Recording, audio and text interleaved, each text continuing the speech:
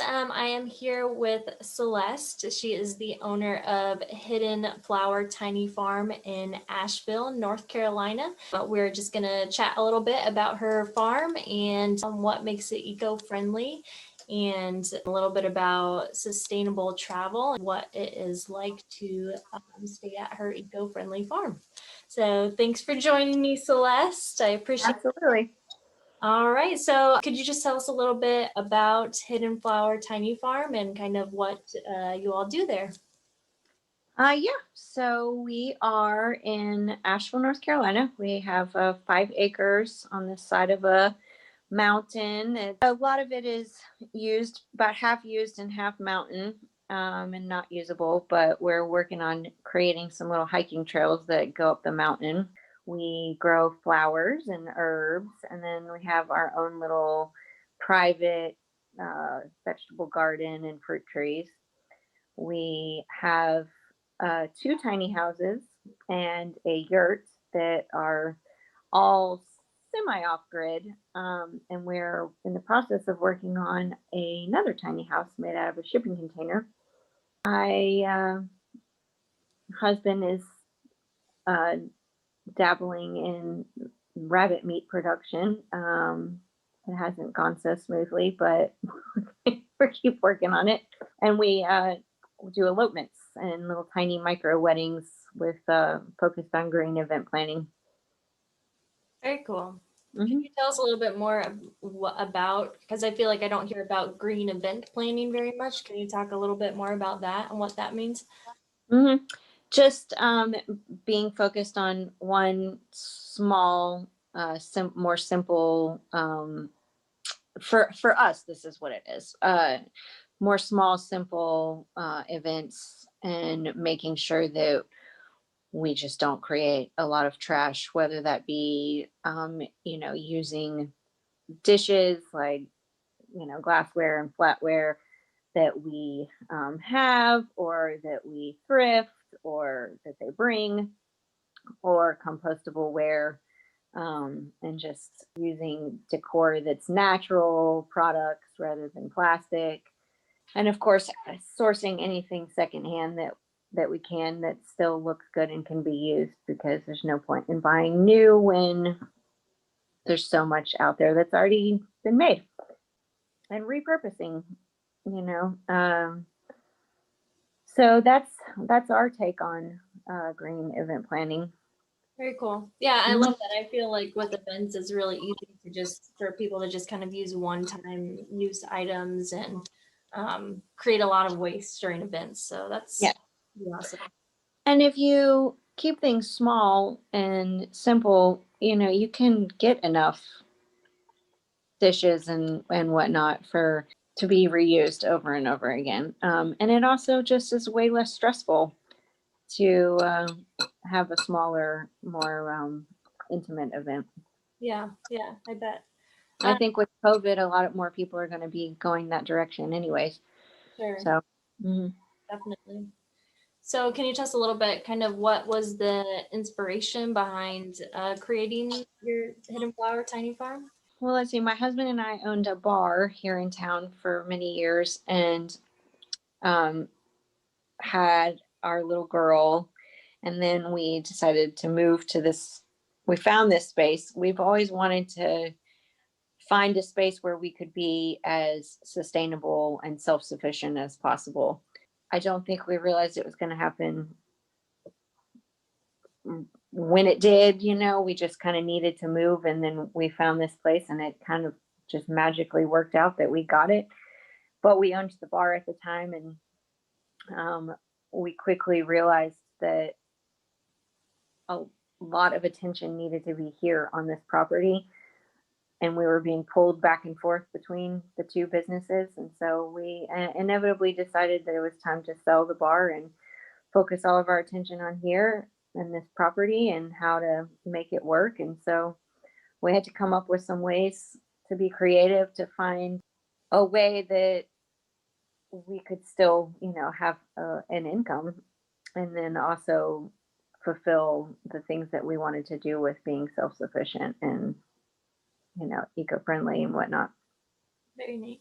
So have you kind of always lived a self-sufficient lifestyle, or has that been something that's evolved over time? I think it's ever evolving, you know.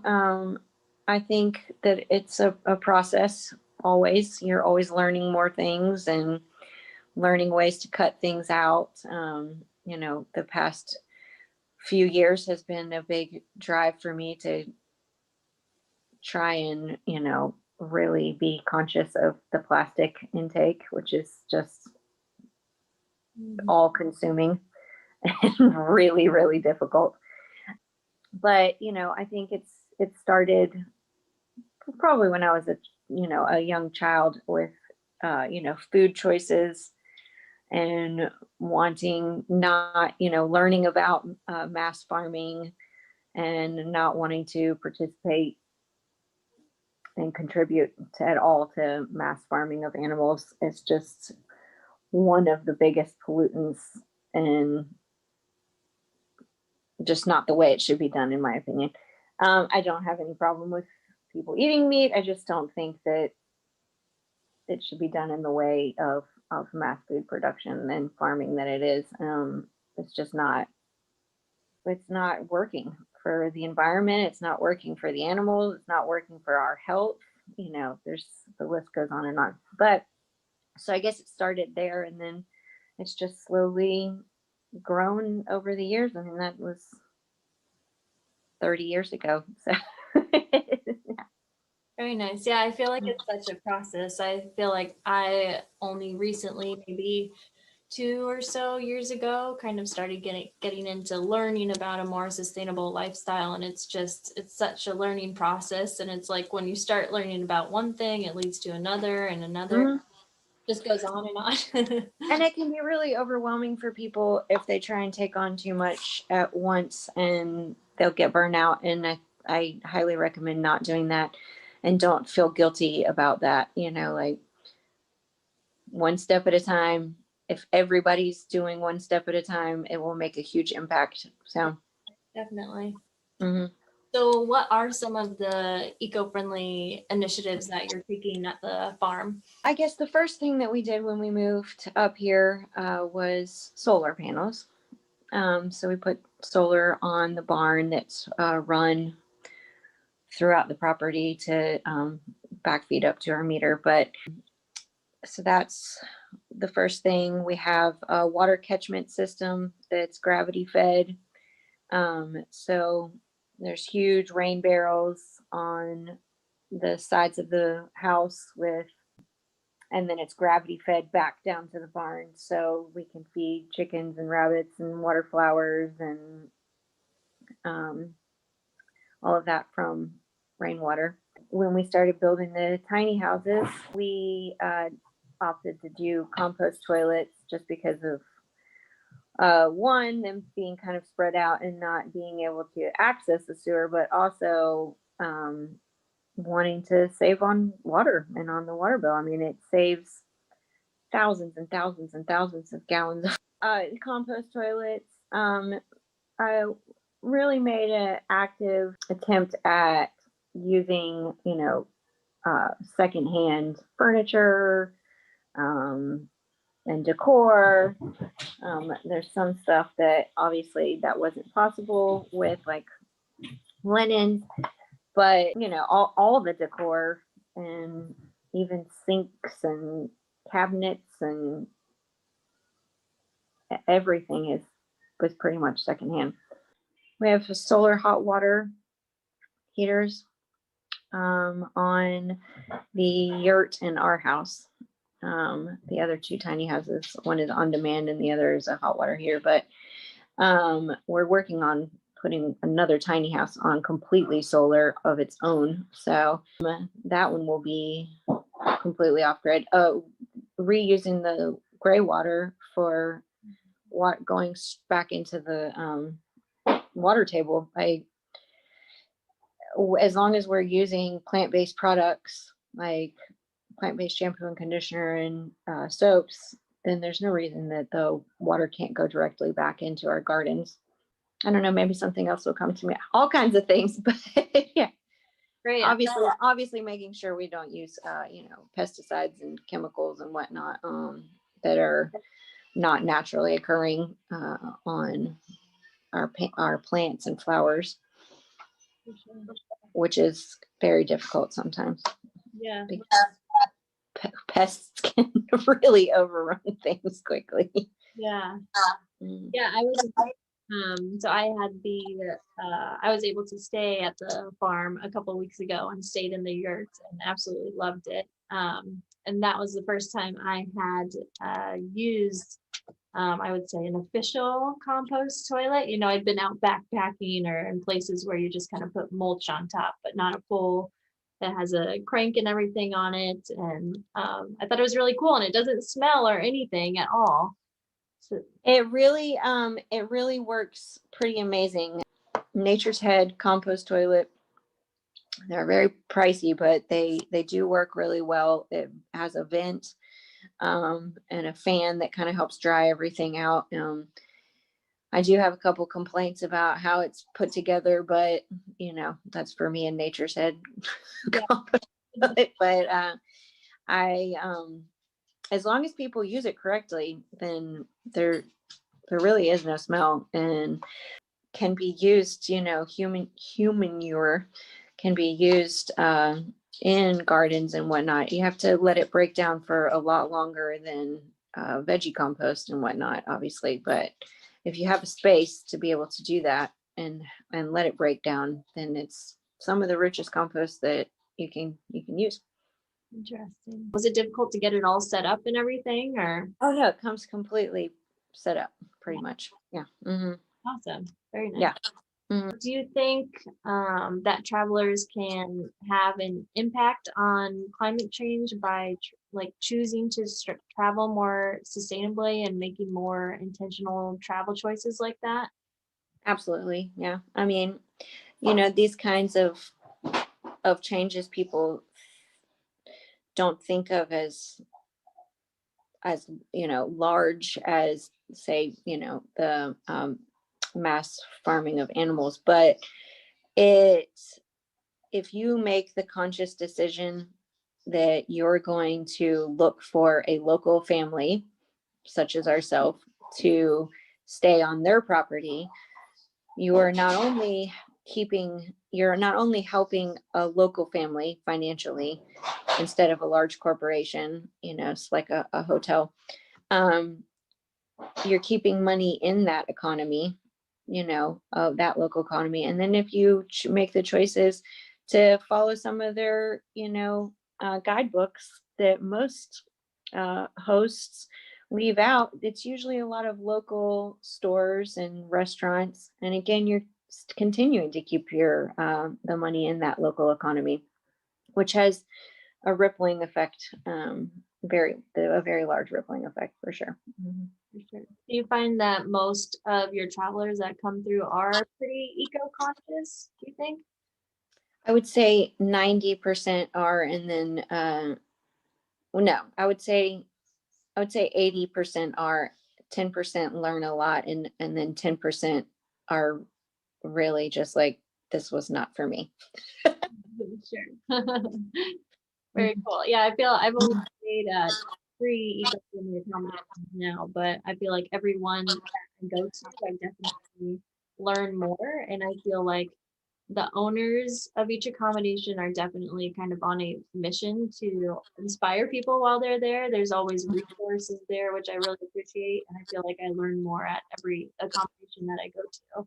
It's very neat. Did you see in the back of our house manual a thing that said, "While we have your attention," and it had all the list of different things you could say? But I think that a lot of people have commented on that and been very thankful for it, and been like, I learned something, and I'm going to take a step to better this situation or that, so. Absolutely. Yeah. mm.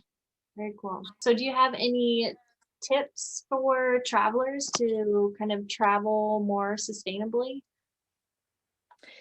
I mean, I think what I said, being conscious of the choices that you make by, you know dining at local restaurants, shopping at local stores, staying with local families, I think is a huge impact.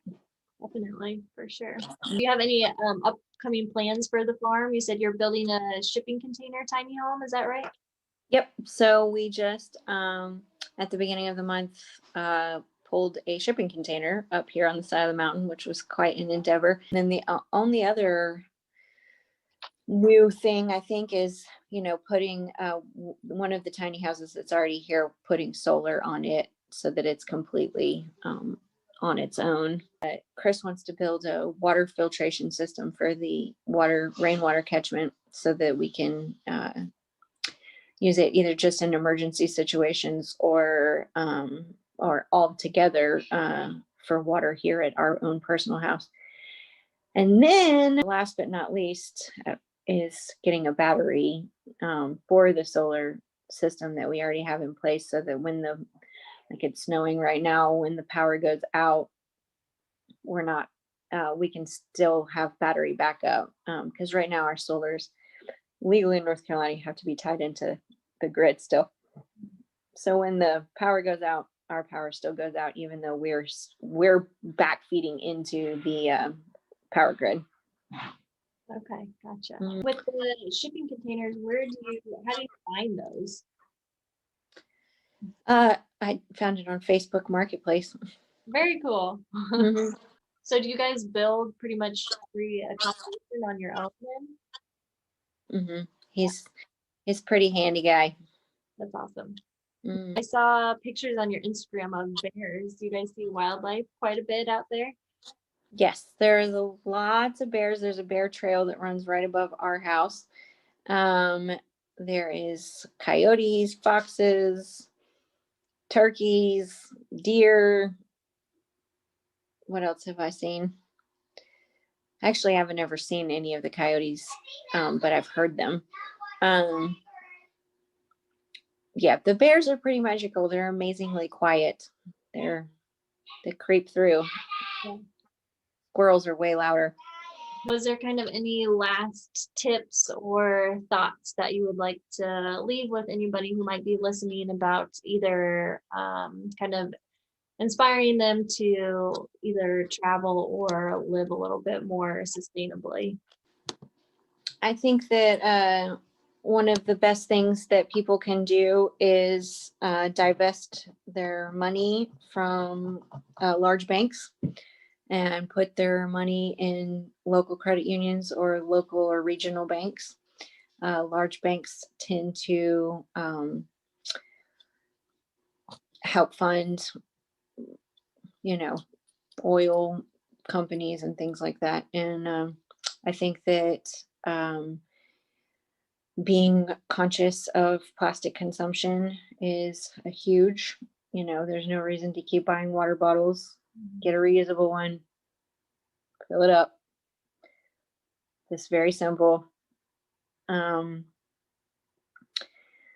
then, looking for a zero waste group in your area that you live in, where you can exchange items. You can post that you're looking for, whether it be a lamp or dishes or whatever it may be. You can post and say, hey, does anybody have any extra of these? And or want to trade. Trading is good.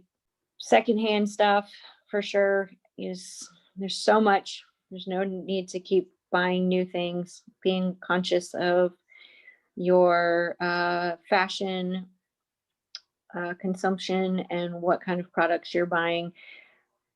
Fashion wise, it might be more expensive to get a really nice pair of jeans for a couple $100, but they're going to last you a lot longer, than the $30 pair. And being aware of microplastics in your fabrics, which is also really difficult. And all of this can be pricey, but you can find it secondhand, and you can also be aware of, I'm really excited about the minimalist movement that's really taking shape. And realizing that you don't need 10 pairs of jeans. Like a couple is fine. Like you can do fine with a couple pairs of jeans. Like really being conscious of what you need versus what you want will make a huge, huge difference. And that doesn't mean you have to, go without things that, make you happy or whatnot, but just being aware. And if you're not buying 10 pairs of jeans, then you can spend money on two nice pairs. That is huge. Um, like I already said about traveling and staying with local families and local shopping local. Those are the biggest things that I can think of right now. Awesome. Yeah. And then buy if you're going to eat meat, try and buy from a local or regional meat producer. Definitely. It doesn't have to even necessarily be organic, or anything like that. It will still be way more sustainable to buy from a local producer meat and veggies than even getting organic from a big supermarket. It's way more sustainable.